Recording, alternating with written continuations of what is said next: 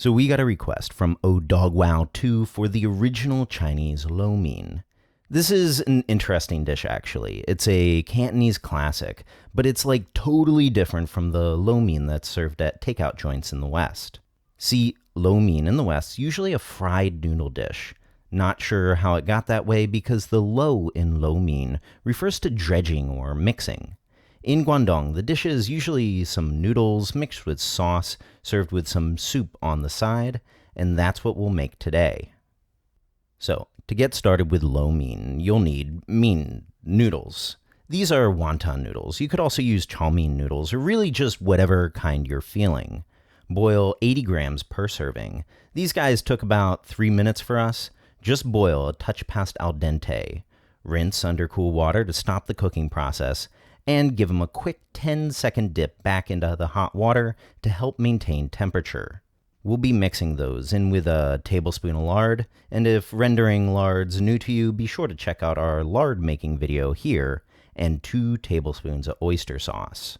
So now take your mein, add in that lard and oyster sauce, lo it, optionally sprinkle on some cut jiuhuang yellow chives and nestle in a piece of blanched veg, and that's it.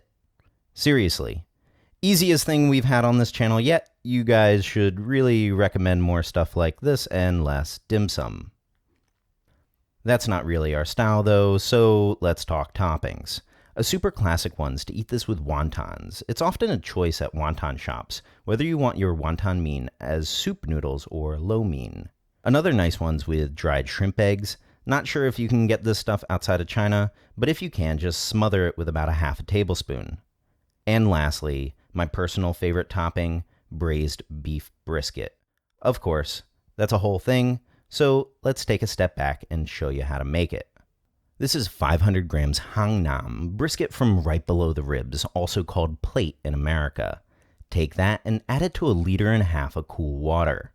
We'll be braising this along with like a mountain of spices. This is 2-star anise, 1 teaspoon fennel seed, 3 grams dried tangerine peel, 2 to 3 dried bay leaves, 1/4 of a luo hangguo, which is a dried fruit that you should be able to pick up online or wherever Chinese medicine's sold, a 2-inch knob of ginger, 1 nutmeg, 20 cloves, 3 small pieces of licorice root, 1 cinnamon stick, and a bag of bog standard black tea. Now, traditionally, this would be braised with a few cicada shells, the enzymes of which tenderize the meat. We figured that those would probably be a bit tough to source for some of you, so instead we went with tea, which has tannins that serve a similar function. Toss all that in a strainer, give it a rinse, and add it to the pot. Get that pot up to a boil, skim it if need be, we didn't need to, then put the heat to low, cover, and let it braise for 1 hour. 1 hour later, take out the beef. It should already be tender enough to poke through with a chopstick, so cut into chunks and toast in a dry wok over medium heat along with a knob of ginger to brown it a bit. After about 3 minutes, out and toss it back into your pot. Now add in a 1/2 tablespoon dark soy sauce, 1.5 tablespoons light soy sauce, 2 tablespoons mianchi or red miso, 1 tablespoon sesame paste, 2 tablespoons sugar, 1 tablespoon salt. Make sure that's all dissolved in, and let it simmer on low heat for another hour.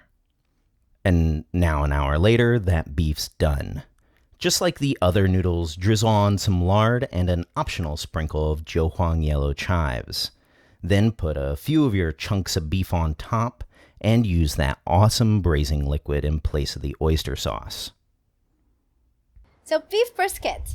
If you had this in Hong Kong, what they usually do is Cantonese Style, which are cut into strips.